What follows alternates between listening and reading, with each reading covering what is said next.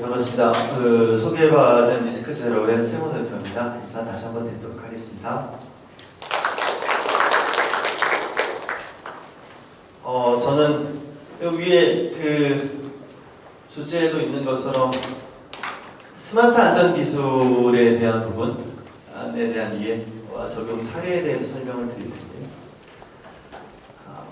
스마트 안전 기술이 뭘까요, 도대체? 제가 거꾸로 이제 생각하는 스마트 안전 기술이라고 해서 제가 건설의 그 현장에 가서 이렇게 여쭤보고 하면 다들 이제 말씀하시는 게 이제 회장님도 안 계시고 하니까 제가 이제 편하게 말씀드릴 수 있는 게 CCTV를 가지고 우리가 안전모를 썼는지 뭐 이런 지능형 카메라라고 보통 얘기하는 이게 우리가 얘기하는 스마트 기술인지 아니면 안전모에다가 센서 달아서 위험지역을 가면 인포메이션을 해주고 아니면 중장비 쪽에 근로자가 접근을 하면 사이렌을 울리고 아까 말씀하셨던 개구부가 열려있으면 개구부가 열려있다고 인포메이션을 해주고 이런 것들이 사실 IT의 기술이긴 한데 그게 스마트 안전 기술이라고 보통 다들 이해를 하고 계세요. 근데 저는 좀 다른 얘기를 오늘 드릴 겁니다. 저희 회사가 리스크제로라는 이름을 가지고 비즈니스를 한 지 9년 됐습니다. 저희가 생각하는 안전에 대한 기술에서 스마트 안전 기술의 가장 중요한 부분은 데이터다라고 생각을 하고 있습니다. 그래서 이 데이터를 기반으로 해서 사고를 예측하고 그 예측한 유해 유민들이라든지 고위험의 근로자들을 케어해줘야지만 안전사고가 줄어들 수밖에 없다라는 생각을 가지고 있고요. 그게 저희는 빅데이터를 가지고 풀고 그 부분을 가지고 인공지능화 시켜서 9년 정도 비즈니스를 하고 있는 그런 회사입니다. 제가 안전 쪽에 있다 보니까 오늘 제가 이렇게 보면 저희 직원이 오늘 저도 깜짝 놀랐습니다. 제가 신발이 이게 안전은 아니거든요. 근데 이 대표님 안전한 신고 오셨네. 안전은 아닙니다. 이거 굉장히 편한 신발입니다. 자주 돌아다니는데 편한 신발이고요. 사실 그 정도로 저희 직원들이 안전에 대한 부분에 있어서 좀 신경을 좀 많이 쓰고 있는데 제가 오늘 드릴 말씀은 좀 무거운 얘기는 아니고요. 좀 편안하게 실질적으로 우리나라에 그러면 데이터를 기반으로 해서 잘하고 있는 데들이 있을까? 그것도 제가 공공기관의 사례 저희가 하고 같이 했던 또 가장 많이 이런 발표 자리에 많이 얘기가 되고 있는 국토안전관리원의 사례 그리고 저희 회사의 성공 사례를 제가 설명드리도록 하겠습니다. 근데 앞에서 이제 우리 박희평 가셨네요. 박희평 대표님이 설명을 해주신 자료들은 제가 좀 스킵을 할게요. 보통 얘기하면 보통 이런 자료가 많이 나옵니다. 근데 이제 서로 해석하는 거에 따라 다르긴 한데 산업안전관리공단에서 오픈된 자료인데 사실 이 자료를 구하기가 좀 힘든 걸로 제가 알고 있는데 우리 박희평 대표님이 앞에 설명을 드려서 제가 스킵을 하겠습니다. 단 이제 한 가지 좀 말씀드리고 싶은 부분은 좀처럼 떨어지지 않고 있다. 우리 지금 현재 중대재해가 좀처럼 줄고 있지 않다. 도대체 왜 안 줄고 있는지 이걸 같이 한번 고민해보는 자리가 됐으면 좋겠습니다.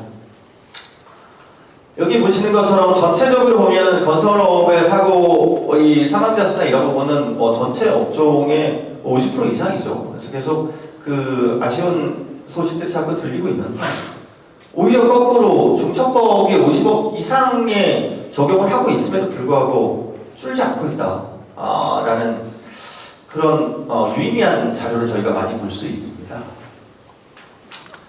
참 창피한 일인데 저희 다 아시죠? 이제 안전에 계신 분들 OECD 평균 38개 국가 중에 34위 거의 전 세계 꼴찌라는 겁니다. 사고만 아니고 이거를 정부에서 이제 평균 0.29 정도로 맞추는데 굉장히 많은 노력을 지금 하고 있죠. 근데 좀처럼 떨어지질 않고 있어요. 왜 안 떨어질까요? 저도 사실 고민하고 있는 부분입니다. 그래서 저희 리스크제로의 생각을 말씀드릴 겁니다. 이 부분에서. 그래서 이런 부분들은 앞부분에서 잘 설명을 해주셨고 중첩법이 나오고 굉장히 어떤 이슈들이 생겼냐면 제가 뭘 건드렸나요? 중대재해처벌법이 1월 27일 하고 건설 쪽에 계신 분은 잘 알고 계시겠지만 그리고 바로 저희가 명절이 있었습니다. 그때까지 1호가 안 되기 위해서 좀 건설 현장을 스탑시켰던 그런 참 웃지 못할 상황도 벌어졌었고요. 결국에는 지금 그런 결론들이 나온 게 이제 판례도 나오고 있고 1년이 지나고 있는 시점에서 판례들이 나오다가 보니까 이 판례가 조금 안타까운 판례들이 지금 나오고 있습니다.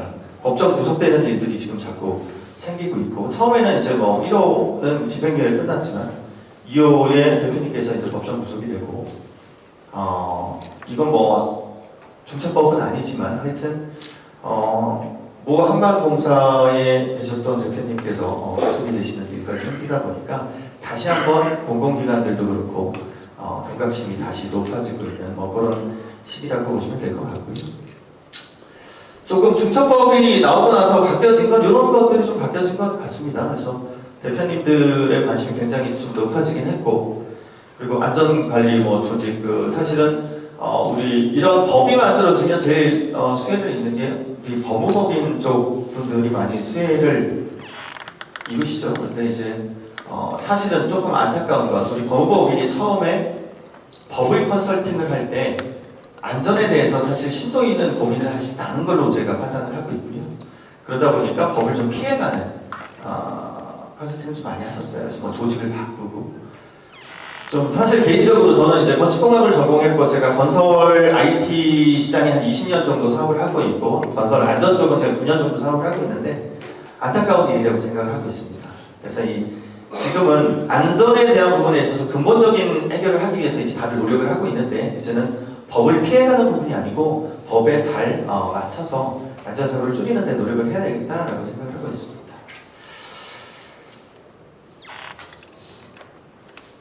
예, 이제 아까 말씀드린 것처럼 그 국내에는 어떻게 하고 있고 저는 이제 IT를 기반으로 하는 회사입니다. 그래서 스마트 안전 쪽의 기술을 주로 말씀을 드릴 거고요. 국내는 어떻게 하고 있는지 한번 말씀드리겠습니다. 얘는 내 말이 잘 안 듣네요. 저는 이렇게 해석을 하고 있거든요. 아까 제가 말씀드렸던 상황을 인지하고 그 상황의 에머전시 상황, 위험하다라는 인포메이션을 하는 건 저기 위에 있는 타이틀처럼 선제적 대응은 아니라고 생각합니다. 그 부분은 사고에 대한 인포메이션 정도 또는 CCTV를 설치해서 잘잘못을 가리는 모 시에서는 전 현장에 CCTV를 까는 거를 정책으로 세웠어요. 왜 세웠냐면 혹시 기억하십니까? 인분 아파트가 나중에 하자호소하는 과정에 있어서 뭐 근로자분들이 거기다 인분을 놓고 이런 어떤 상황들이 생기다 보니까 이 CCTV라는 용도가 저는 상황을 감시하고 나중에 잘잘못을 가리는 부분도 또한 선제적 대응을 하는 부분은 아니다라고 저는 생각을 합니다. 이 4차 산업이 16년도에 전 세계적으로 바람이 불었습니다. 우리 문 대통령이 17년도에 대통령 대선 주자로 나왔고요. 모든 대선 주자들이 4차 산업을 가지고 경제를 살리겠다라고 얘기했고 그리고 나서 문재인 대통령이 되고 난 다음에 R&D, 국가과제가 굉장히 많이 진행이 됐습니다. 이 국가과제가 많이 진행이 될 때 건설 또한 4차 산업으로 해가지고 연구과제들이 굉장히 많이 진행이 됐어요. 그게 뭐냐면 지금 여러분들이 알고 계시는지 실업이라고 혹시 아십니까? SK 실업 막 미치 기반 서비스 가서 근로자들이 막 이게 아니죠. 백화점 같은 데 가면 상점 가면은 고객이 오면 인포메이션 막 핸드폰으로 띄워보고 하는 그 서비스가 16년도에 만들어졌었어요. 이게 건설 현장에 연구 과제로 도입이 되면서 우리가 알고 있는 RTLS 위치 기반 서비스 또는 근로자하고 센서 가가지고 이게 사인 아까 제가 말씀드렸던 여러 가지 그런 것들 그 연구 과제가 이때 다 진행이 됐습니다. 16, 17년도에 그 결과물들이 나오면 우리가 연구 과제가 나오면 현장 실증 적용해야 되잖아요. 그 실증 적용하는 타이밍이 20년, 21년에 실증 적용이 됐어요. 3년 뒤에. 그러면서 중대재해처벌법이라는 굉장히 강한 법들이 이제 나오다 보니까 사실 현장에서 스마트 안전 기술이다 라고 하면 아까 제가 말씀드렸던 그런 요소 기술을 할 수 있는 장비들 위주로의 R&D의 결과물들만 가지고 지금 많이 고민들을 했었다 라고 일단 얘기를 해서 저희는 그렇게 이해를 하고 있고요. 그러다 보니까 스마트 안전 기술을 하면 무슨 어떤 장비들을 가지고 센서를 가지고 인포메이션을 하는 이런 거다라고 생각하는데 사실 해외는 그렇지 않습니다. 그럼 해외를 한번 잠깐 볼까요? 일본 같은 경우에는 사실 일본이 제일 잘하는 계측기입니다. 정밀 기술들. 이 계측기를 가지고 이런 지형 지물이라든지 뭐 이런 것들을 파악해서 사고에 대한 데이터를 통합해서 국가기관에서 그리고 인포메이션을 해줍니다. 건설하는 과정에 있어서의 설계 단계라든지 이런 데 인포메이션을 해주고, 호주 또한 마찬가지입니다. 호주는 위험성 평가라는 걸 저희도 똑같이 벤치마킹해서 하는데, 호주 같은 경우에는 각 현장에 있는 위험성 평가가 데이터들이 리얼한 데이터들이 올라와서 현재 유해 요인들에 대한 부분을 공통적으로 빅데이터로 해서 서비스를 하고 있습니다. 싱가포르 같은 경우에는 저희가 한수원에서 하고 있는 현상을 제가 직접 가가지고 견학을 했는데, 이 싱가포르는 국가에서 뭐 잘 아시죠? BCA에서 사고 사례를 계속 끌어모으고 그 사고 사례에 대한 유해 요인들에 대해서 계속 인포메이션을 해주고 있어요. 결국엔 사고 사례나 점검했던 데이터, 전문가들이 얘기하는 위험하다라는 데이터를 계속 데이터화 시켜서 빅데이터 시켜서 인포메이션을 해주고 있습니다. 국가기관에서. 우리나라는 지금 CSI라는 데이터를 이제 끌어모으고 있고, 그 부분을 가지고 이제 위험성 평가에 대한 데이터로 접목을 하는 그 과정이 있습니다.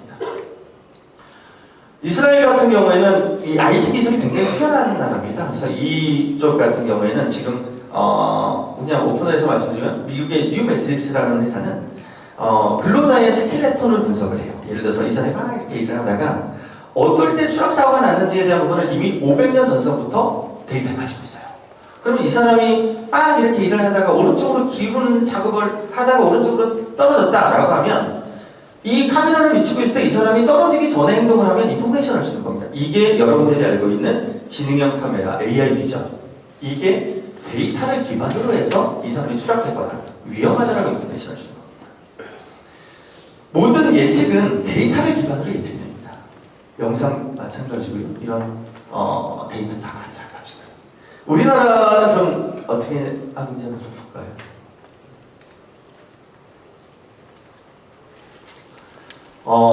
이 GH의 사례입니다. 저희가 성공 사례라고 꼽고 있는데, 사실 이 스마트 안전 시스템이라고 하는 부분을 하기 위해선 사전에 컨설팅이라고 하는 것을 보통 합니다. 우리가 IT 시스템을 만들 때는 PI 작업이라든지 프로세스를 먼저 잡아야 됩니다.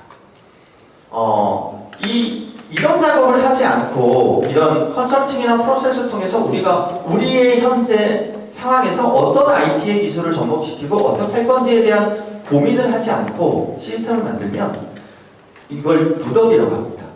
그 다음에 시간이 지나면 또 필요해지고, 그래서 계속 시스템이 제대로 기준을 잡지 못하고 누더기 시스템이 됩니다. GH 같은 경우에는 지금 2021년 9월에 컨설팅을 먼저 발주합니다. 이 컨설팅이 뭐냐면 중천법도 대응해야 되고 법에도 대응해야 되지만 최적화된 GH만의 스마트 안전관리 시스템에 대한 컨설팅을 진행을 했고요.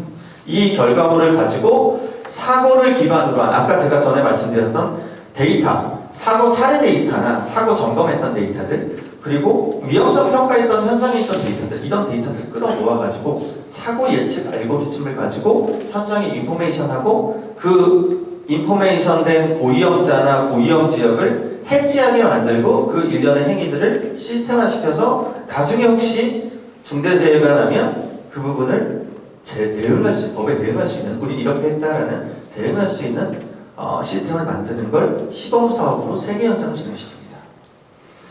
GH가 굉장히 잘하신 거는 이 기간 동안 인내를 하고, 1년이라는 기간 동안 인내를 하고, 이 세계 현장을 발전시킬 때 보시면 여기 이 현장이 극동건설, 대우건설, 동강건설, 건설의 규모가 지금 달랐습니다. 일부러.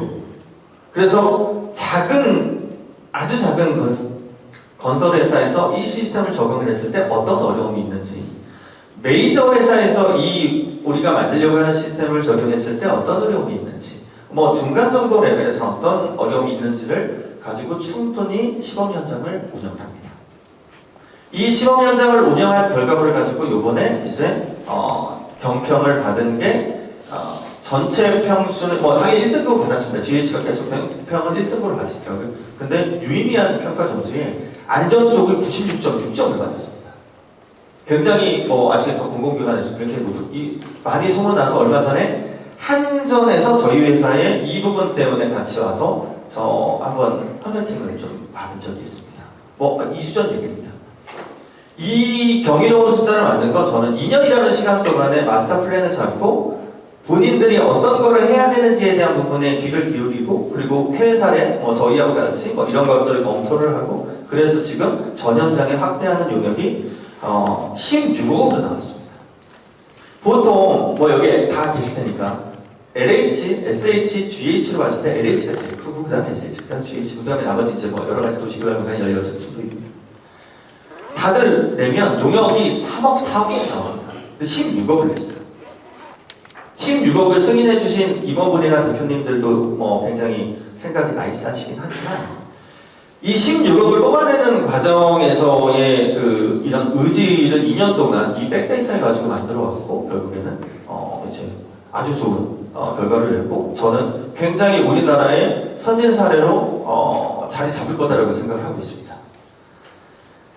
두 번째는 제가 아까 말씀드렸던 것처럼 연구과제를 우리나라에서 계속 진행을 하는데 마찬가지의 사항입니다. 이게 거의 많이 참여를 하고 계신데 스마트 건설 기술 연구과제라고 해서 2천억짜리가 진행이 됐고 2020년도부터 거기에 7세부, 8세부, 9세부가 안전 쪽입니다.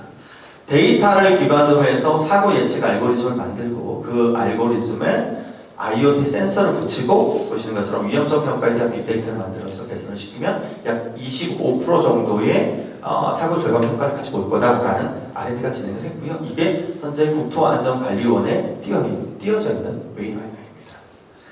그래서 이런 식으로 국내에서도 이제 데이터를 기반으로 해서 뭔가 사고를 예측하는 모델링이 계속 만들어지고 있다. 이제 저희 얘기를 좀 해보도록 하겠습니다. 저희는 창업을 2015년도에 했고요. 15년도에 하고 저희가 17년도로 기억을 하는데 17년도에 모 S사의 건설 현장 90개 정도를 전체 이 지금 말씀드렸던 IoT 기술, 안전 모습, 위치 기반 서비스, 이런 거를 만들어서 스마트 세이프티 플랫폼이라는 걸 만들었었어요. 근데 현재에서 안 써요. 이거를 쓰게 만드는데 굉장히 노력을 했음에도 불구하고 안 써요. 그러다 보니까 안 쓰는 정도가 아니고 아예 코드를 뽑아버리고 이 물건 자체, 저희 제품 자체 관리 자체가 안 되니까 계속 저희는 현장에 불려나가는 거죠. 근데 건설회사에서 그런 품을 주나요? 안 주죠. 그럼 사업하는 입장에서는 이제 딜레마에 빠지기 시작을 하는 겁니다. 이걸 지속 가능하게 내가 서비스를 한다고 해서 우리나라의 안전이 개선되는 것도 아니고 또 고객을 만족시킬 수 없을 것 같다. 근데 계속 이 부분을 내가 비즈니스를 영위하는 건 아닌 것 같다. 그래서 저희가 19년도에 도대체 우리나라의 사고는 왜 나는 거야? 라고서부터 시작이 들어간 게 이게 사고 예측 알고리즘, 저희 리스크 제로가 가지고 있는 알고리즘을 최초로 만들게 된 계기가 됩니다. 그래서 저는 그 S사에 굉장히 지금 감사하고 있습니다. 그 사고 예측 알고리즘을 만드는데 그 당시 오픈되어 있는 데이터는 시설안전관리공단, 그 당시에는 시설안전관리공단과 산업안전관리공단, 지금의 보연고 마찬가지죠. 거기서 오픈된 데이터를 가지고 시작을 했고요. 이 데이터를 가지고 저희가 고민해보니 연구과제나 해외 사례나 이런 걸 가지고 기존의 사고 사례라든지 이런 위험성 평가 또는 점검 데이터를 가지고 사고 예측 모델을 만든 것들이 있었습니다. 그래서 이 부분을 가지고 저희가 최초로 시작을 했고 그 다음에 저희가 지금 이제 뒷부분에 잠깐 설명을 드리겠습니다만 항만 쪽, 철도, 아파트 지금 한성까지 저희가 했는데 그들이 다 가지고 있더라고요. 데이터와 노하우는 공공기관에서 오픈된 데이터가 사실은 체크할 정도로 없었고요. 저희가 고객들을 만나니까 고객들을 위한 GH의 사고 예측 알고리즘을 만들려고 저희 팀이 가니까 GH가 지금까지 끌어모았던 오프라인 자료, 엑셀 자료를 저희 쪽에 다 오픈해주면서 어마어마한 데이터들이 저희 쪽에 모이기 시작합니다. 결국에는 지금 저희가 45개 고객과 비즈니스를 해왔고 그 45개 고객들이 가지고 있는 어마어마한 데이터들, 물론 개인정보를 제외하고 사고 사례나 그 데이터들을 저희가 이제 끌어모으기 시작을 했고 그 데이터를 가지고 저희가 빅데이터를 만들고 인공지능에 대한 사고 예측 알고리즘을 만들게 된 겁니다. 자, 이제 그걸 만들어서 막 서비스를 하니까 이런 질문들을 하세요. 그게 정확도가 어떻게 돼요? 누가 만들었어요? 라는 질문을 받게 됩니다. 그래서 제가 2021년도에 이 업계의 셀럽이라고 하시는 분들, 건설안전학회에 계시는 아람석 회장님을 비롯해서 건산여원의 유희성 박사님, 서울대에 있는 그 교수님들, 지금 고대 교수님들, 그 교수님들을 다 모셔서 SCI 논문까지 내면서 이제는 이론적인 부분까지 디펜스를 하는 부분까지 왔고, 지금 저희가 3.0 버전을 현재 만들고 있는 과정이 있습니다. 그래서 이 알고리즘에 대해서 계속 디벨롭을 하고 있고, 저희가 해외 사례나 이런 부분들을 가지고 계속 벤치마킹을 해서 끊임없이 사고 예측 알고리즘을 만들어서 저희가 서비스를 현재 하고 있는 그런 과정이 있고요.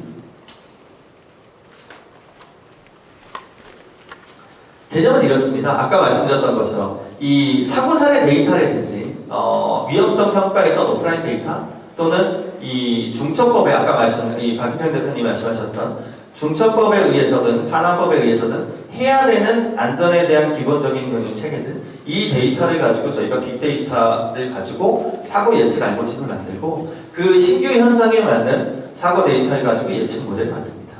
그 예측 모델을 만들어서 근로자의 고위험자들을 먼저 찾아내고, 그 고위험자들에 대한 부분을 가지고 맞춤형으로, 예를 들어서 대면에서 안전활동을 해서 그 위험도를 떨어뜨릴지, 아니면 IoT 센서들을 붙여서 저희가 떨어뜨릴지, 아니면 이런 식으로 안전 콘텐츠 교육을 체험 교육을 통해 가지고 떨어뜨릴지, 이런 부분들을 판단을 합니다. 뒷부분에서 좀 프로세스가 구체적으로 나오니까 한 번 더 설명드릴게요.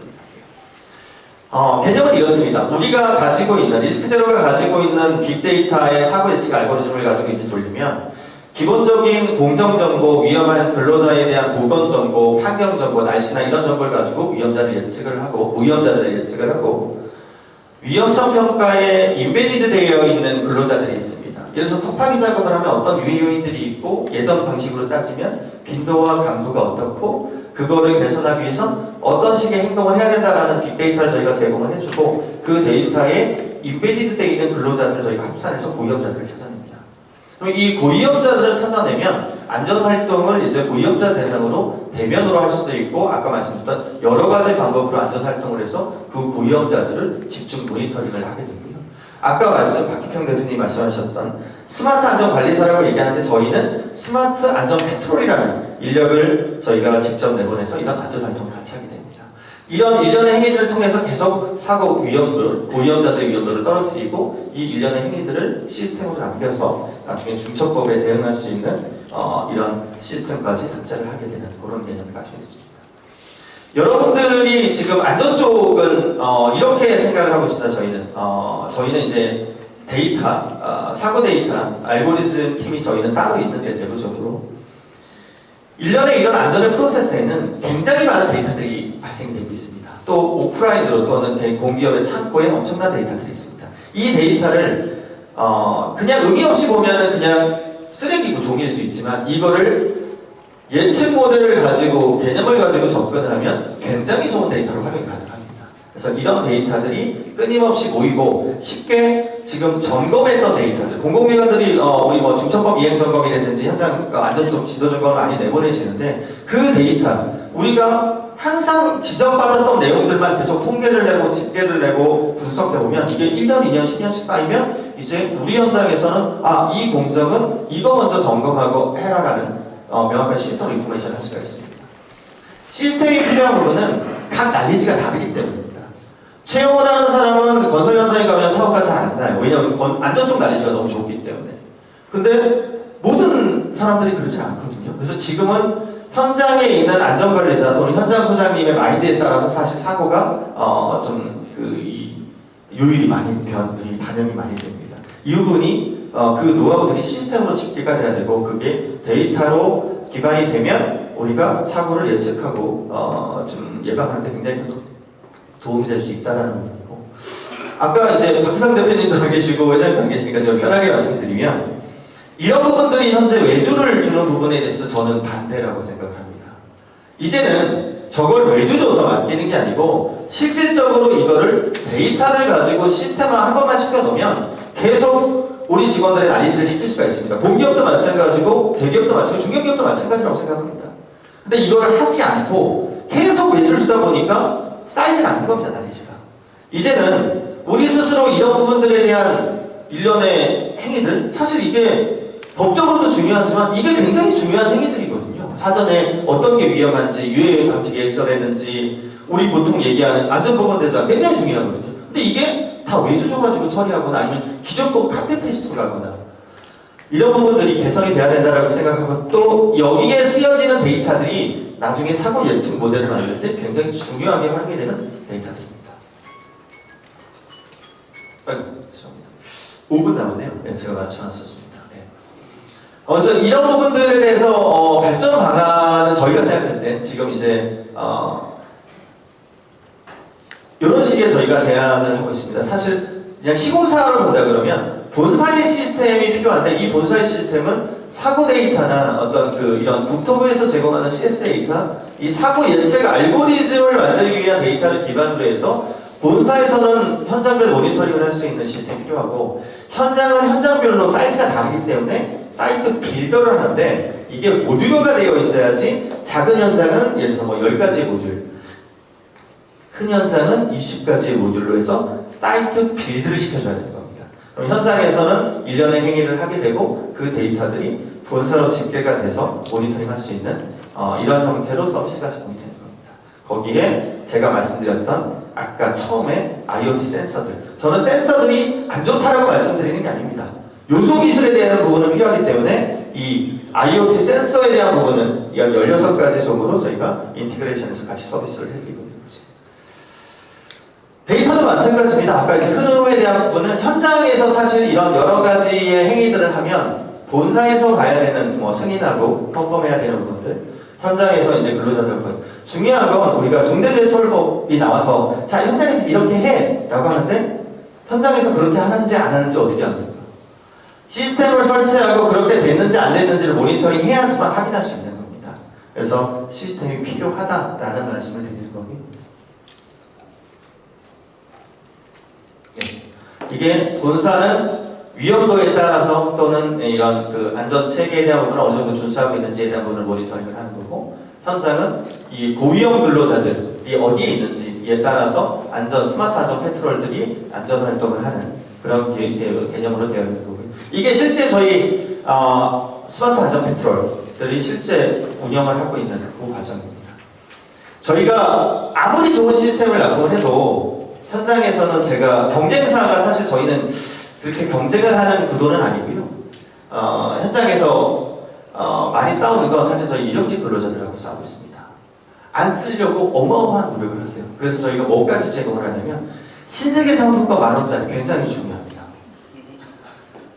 굉장히 중요합니다. 이 부분이 저희가 건설 IT의 업력이 20년 동안 있다라는 노하우가 왜 중요하냐면 제가 공정관리 프리마벨라서부터 네오플랜, MS 프로젝트까지 다룰 줄 아는데 건설 현장의 일용직 근로자들이 왜 인풋을 하면 안 되는지 그분들한테 어떻게 해야지 이 시스템을 쓰면 안 되는지가 사실 저희 회사의 노하우입니다.